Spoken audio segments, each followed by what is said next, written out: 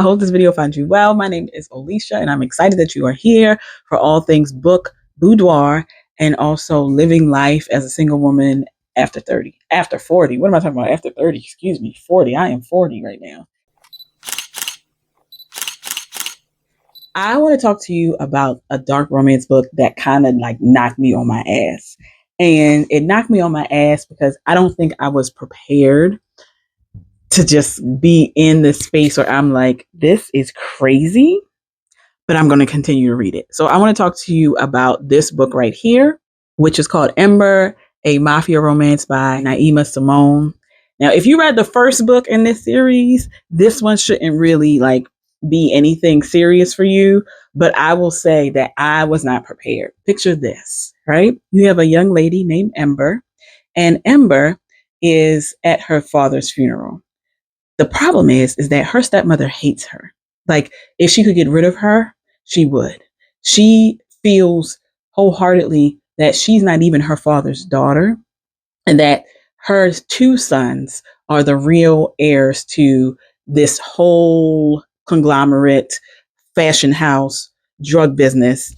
And she is just a cog. Actually, not even a cog. She is the dirt underneath her feet. I want you to get that in your mind. That's how her stepmother feels about her. Now you have Assad Prince. Assad Prince was and is actually going to be the heir to this throne, right? Because her father was putting him in a position to take over for him. Because unfortunately, as with all things dumb, misogyny plays a major part in who is supposed to be running these mafia houses. And so he puts him in a position to take ownership. What he doesn't realize is that Assad is 10 toes down for making Ember his wife. Ember is like, I think the fuck not. Like, who are you even talking to? First of all, I have everything that I need to get the fuck on.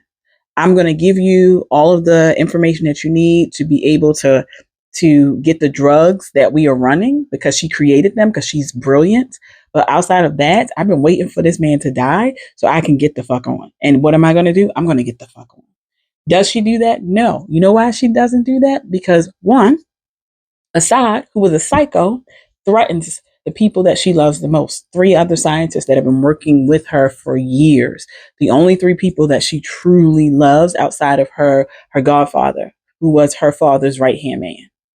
And he tells her, like, if you decide that you're going to dip, I'm going to dip with you, and they're going to be 6 feet under. Try me if you want to. So she takes that and she's like, you know what? You're right. I'm going to just stay. I'm going to stay, but you better watch your back. Because you know I'm a genius, and you know I can create something that would have you shitting out your eyeballs. Okay? And with that, they have this little game that they sort of play, because he terrorized her when she was younger, but he doesn't see it that way. And then you also have his brother, and his brother is kind of a punk. Okay? Not a punk, but a punk, because he lets his mother run all over him.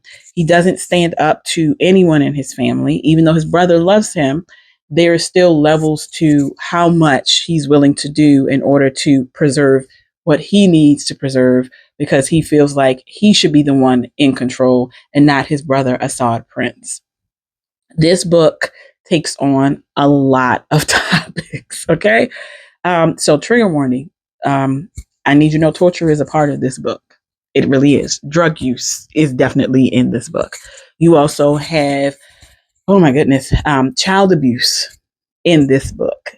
You also have, I'm trying to think what else. Bullying is in this book. You also have a lot of fucking gaslighting in this book. You also have the murder of family members in this book. Like, the killing in this book. Like, there's so many things that's happening in this book. But one thing that I appreciate about this author, because I read the other book, is that you have this heroine who, and I wouldn't even call her, I'm going to call her heroine. Shit, I don't know. She's a crazy fucking heroine. But you have this woman who had to deal with so many things. And it goes to show how the love of a parent will keep someone in a situation where they should not be, because they want the validation that they will never receive.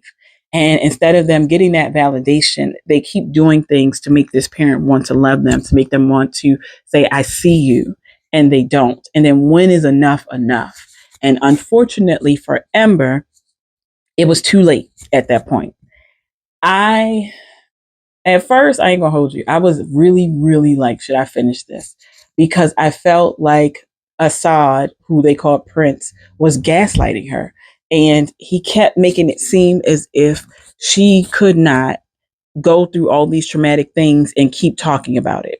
Like he made it seem like, we get it. You were bullied. You know, my mother beat you so bad that you couldn't sit for a week. We get it. Okay. And I was just like, oh, ah, yeah, no, I don't know. Ooh. But I'm not going to give it away because towards the end of the book, you see what he actually did in relation to her. And it didn't absolve him from being an asshole. I'm not gonna lie. It didn't absolve him from being an asshole, but it did give a clearer picture of who he was and the things that he was dealing with a fucked up mother. Because his mother was horrible. She was only about herself. She only cared about appearances. And if you got in her way, she was definitely going to try to take care of you or have someone else take care of you because she was just that ruthless. And she raised two sons who were just as ruthless.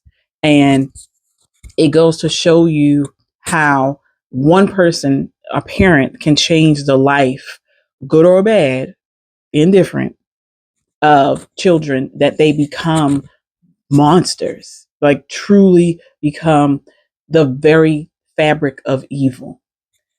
I did enjoy this book. I will say that I loved how she took ownership, Ember, of who she was, even though there were so many things that she was dealing with. And I love that even though Assad was just a all around crazy ass person, which is funny to me. Okay, let me say this. What I thought was interesting about this is that because they were in the mafia, misogyny was running rampant. And out of all the good characteristics that he doesn't have, the one characteristic that I loved is that he was like, we are not going to have that where only men are running the show. My second in command is going to be a woman. And he had to lay some heads out, of course. But I appreciate that at least he was a murderer. He liked to torture people. He definitely will kill your whole family. But he wasn't a misogynist. A win is a win. A win is a win. So, with that, I appreciate that he truly saw Ember for the brilliant woman scientist that she was. And he wanted her for himself. He went through it in some horrible ways, but I love that he was like, listen, I'm gonna give you everything you need to step into this role so people know who you are because your father wasn't shit. Your father didn't want anybody to know who you were. And so he made it very clear this is Amber Cross. Her father was the head of this whole organization. She has a right to be here. So that part, even though his mother was fucking horrible about that, she hated it. I appreciate that at least he wasn't a misogynist. Because you can be evil, you can torture people, you can do all of that, but to be a misogynist, it's like a little extra sprinkle on top, and he wasn't. So it's the little things, just the little things. But I enjoyed this book. Let me know if you read it. It just came out. Again, this is a part of a series, and so this is the second book in the series. I read the first book in the series, also a badass assassin, who also was a woman, and I just love how Naima Simone writes these women characters because they are definitely morally gray. I ain't gonna hold you, but they also have these characteristics that make them lovable in a way, but they would cut you. Like, not even just cut you, they would kill you. But they're very loyal to the people, their community, who they are, who they love, and who they care about.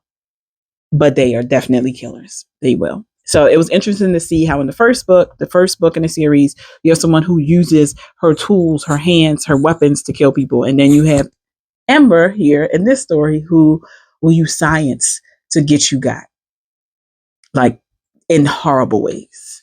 So that was interesting. But let me know if you read it. Let me know if you love it. As always, you are your longest and most expensive relationship. Any money or time that you spend on being your favorite version of yourself is never money or time wasted. And I will see you next time. But let me know if you like this book.